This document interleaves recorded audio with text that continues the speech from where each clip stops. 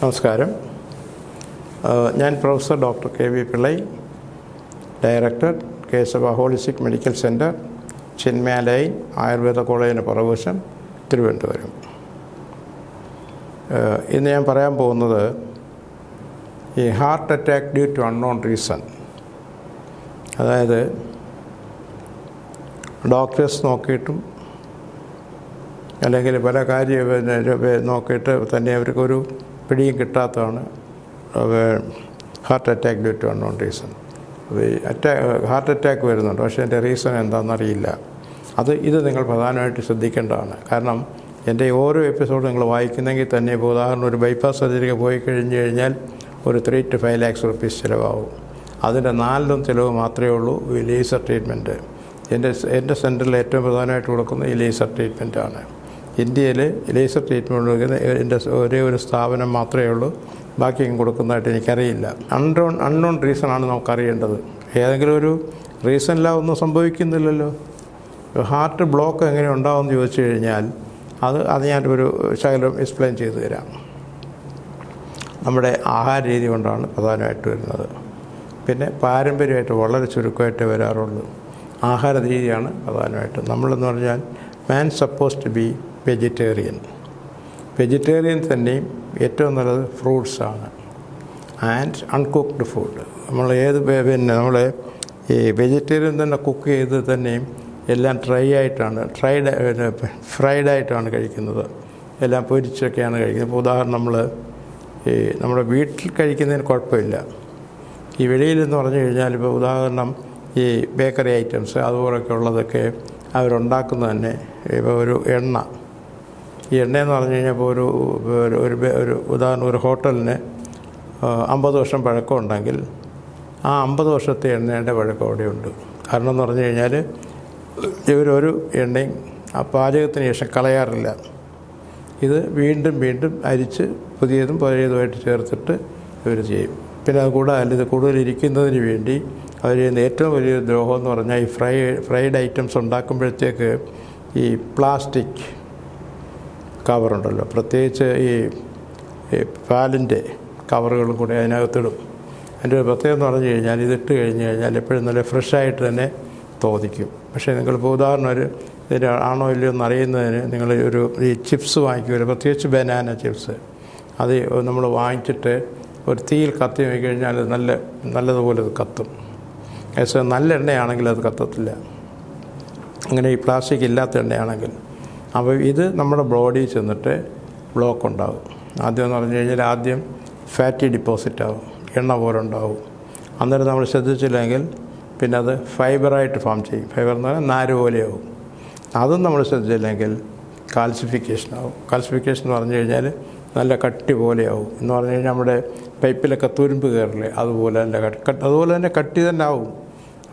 നമ്മൾ ഉദാഹരണം ഈ ബ്ലോക്കുള്ള നമുക്ക് ഈ രക്തക്കുഴൽ നോക്കിക്കഴിഞ്ഞ് കഴിഞ്ഞാൽ നല്ല കട്ടി തന്നെയാണത്. അത് പിന്നെ ചില കേസുകളിൽ സർജറി പോലും ചെയ്യാൻ ഒക്കത്തില്ല. കാരണം സർജറി ചെയ്ത് കഴിഞ്ഞാൽ ഇത് പൊട്ടിക്കഴിഞ്ഞാൽ റിപ്പയറില്ല. പിന്നെ ബൈപ്പാസ് സർജറി എന്ന് പറയുമ്പോഴത്തേക്ക് നമ്മളിതിൻ്റെ ഇതെല്ലാം ഒഴിച്ച് കളഞ്ഞിട്ട് പുതിയ രക്തക്കുഴലുകൾ അത് നമ്മുടെ പിന്നെ മിക്കവാറുമുള്ള കാലിൻ്റെ തുടയെന്നോ അല്ലെങ്കിൽ മുട്ടിന് താഴെ ഇടുന്നത് അത് സൗകര്യം പോലെ സർജൻ്റെ സൗകര്യം പോലെ നമ്മളെടുത്തത് റിപ്പയർ ചെയ്ത് വയ്ക്കുകയാണ്. പക്ഷേ അതെന്നിരുന്നാൽ തന്നെയും അതും ബൈപ്പാസ് സർജറി ചെയ്ത് കഴിഞ്ഞാലും പിന്നെ വീണ്ടും ബ്ലോക്ക് വരാൻ സാധ്യതയുണ്ട്. ബ്ലോക്ക് വരുന്ന 3 രീതി ഇങ്ങനെയാണ്. പക്ഷേ പിന്നെന്ന് പറഞ്ഞു കഴിഞ്ഞാൽ ഞാൻ നേരത്തെ പറഞ്ഞിട്ടുണ്ട്, ആഹാര സാധനങ്ങൾ. നമുക്ക് ഏറ്റവും പ്രധാനമായിട്ട് വേണ്ടുന്നത് എക്സസൈസാണ്. ഇപ്പം ഞാൻ തന്നെ ഇപ്പോൾ ഉദാഹരണം കുറേ നേരം ഇരുന്ന് കഴിഞ്ഞാൽ നമ്മുടെ പിന്നെ വയറിൽ ഗ്യാസ് ഉണ്ടാവും. ഈ ഗ്യാസ് എന്ന് പറഞ്ഞു കഴിഞ്ഞാൽ ഗ്യാസിൻ്റെ ഒരു പ്രത്യേകത എന്ന് പറഞ്ഞു കഴിഞ്ഞാൽ ഈ ഗ്യാസ് മുകളിലോട്ടും പോവില്ല, ഈ ഗ്യാസ് താഴോട്ടും പോവില്ല. പിന്നെ എന്ത് പറ്റും? വയറ് കയറിപ്പരും. അപ്പോൾ ഈ നമ്മുടെ താഴോട്ട് പോകുന്ന പറഞ്ഞാൽ ഏനൽ മസിൽസ്, നമ്മുടെ മലദ്വാരത്തിൻ്റെ മസിൽ വളരെ സ്പിൻഡർ മസിൽസാണ്. അത് നല്ലതായിട്ട് കട്ടിയായിട്ടേ ഇരിക്കത്തുള്ളൂ. മലം പോകണമെന്ന് നോക്കും മാത്രമേ അത് ഓപ്പൺ ചെയ്യൂല. പിന്നെ അതുപോലെ നമ്മുടെ ഈ വയറിൽ ഇൻറ്റസ്റ്റൈനുണ്ട്. പിന്നെ ഇൻറ്റസ്റ്റൈൻ എന്ന് പറഞ്ഞാൽ വൻകുടലും ചെറുകുടലൂടെ യോജിക്കുന്നത്. അതിന് പറയുന്നത് ഇലിയോസീക്കൽ പിന്നെ വാൽവുണ്ട് അവിടെ.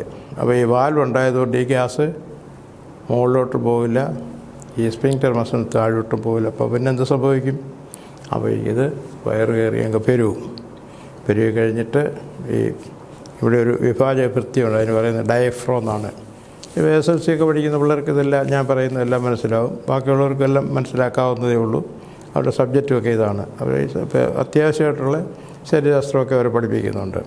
അപ്പോൾ ഈ ഡയഫ്രം മേളിലോട്ട് വരും. ഈ ഡയഫ്രത്തിലാണ് ഈ ലങ്സ് എന്ന് പറയുമ്പോഴത്തേക്ക് ശ്വാസകോശവും ഹൃദയവും ഉറപ്പിച്ചിരിക്കുന്നത്. അപ്പോൾ ഇത് കയറി മേളിലോട്ട് വരുമ്പോഴത്തേക്ക് ഇത് ഹാർട്ടിനെ ഇറിറ്റേറ്റ് ചെയ്യും. That will irritate both lungs and ഹാർട്ടിനെയും ശ്വാസകോശത്തിനെയും ഇറിറ്റേറ്റ് ചെയ്ത് അത് അവർക്ക് ഫങ്ഷൻ ചെയ്യാൻ പറ്റാവും. അപ്പോൾ result is the heart attack.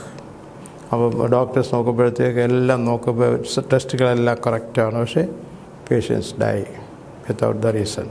പക്ഷേ ഇത് ഞാൻ എത്രയും പറഞ്ഞെങ്കിൽ തന്നെ ഇതിനൊരു ഒറ്റമൂലിയുണ്ട്. ഒറ്റമൂലി എന്ന് പറഞ്ഞു കഴിഞ്ഞാൽ ഇതുപോലെ നിങ്ങൾക്ക് നമ്മുടെ വീട്ടിലൊരു കാർട്ട് വേസ്റ്റിൽ ഇതുപോലെ വയറൊക്കെ പെരുകിയിരുന്ന് കഴിഞ്ഞാൽ നിങ്ങൾ ആദ്യം ചെയ്യേണ്ടത് ഒരു എനിമ കൊടുത്താൽ ഈ ഗ്യാസ് താഴോട്ടങ്ങ് പോകും. വളരെ സിമ്പിളാണ്. പക്ഷേ നിങ്ങൾ ഇതുപോലെ ഒരു സന്ദർഭം വന്നു കഴിഞ്ഞാൽ നിങ്ങൾ ആദ്യം ഒരു എനിമ കൊടുത്തിട്ട് ഹോസ്പിറ്റലിൽ കൊണ്ടുപോകും. എന്നിട്ട് ഇതെല്ലാം പറയുകയും ചെയ്യണം. അപ്പോൾ അവർക്ക് കാരണം ഡോക്ടേഴ്സിന് കാര്യം മനസ്സിലാവും. അപ്പോൾ പിന്നെ ചിലപ്പോൾ അവർ പറയും, ഇപ്പോൾ നിങ്ങൾ ഏതായാലും വന്നാലേ അഡ്മിറ്റ് ചെയ്ത് കിടന്നിട്ട് നിങ്ങൾക്ക് എല്ലാം നോക്കട്ടെ എന്ന് പറയും.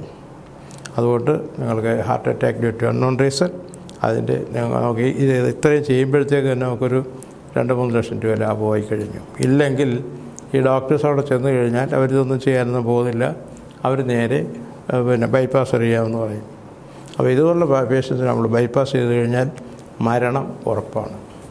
അപ്പോൾ ഞാനിതെല്ലാം പറയുന്നതിൻ്റെ കാരണം ഇതുപോലുള്ള കാര്യങ്ങൾ നമ്മുടെ ഇന്ത്യയിലും യൂറോപ്പിലും അമേരിക്കയിലും ഇതെല്ലാം ഇതിൻ്റെ നേക്കഡ് ഐ കൊണ്ട് ഞാൻ കണ്ടിട്ടുള്ളതാണ്. അതുകൊണ്ടാണ് ഞാൻ ഇതിൽ നിന്ന് വ്യതിചരിച്ച് മറ്റ് പല ട്രീറ്റ്മെൻറ്റിനെയും ആശ്രയിക്കേണ്ടി വരുന്നത്. അപ്പോൾ ഇത് വളരെ സേഫായിരിക്കും.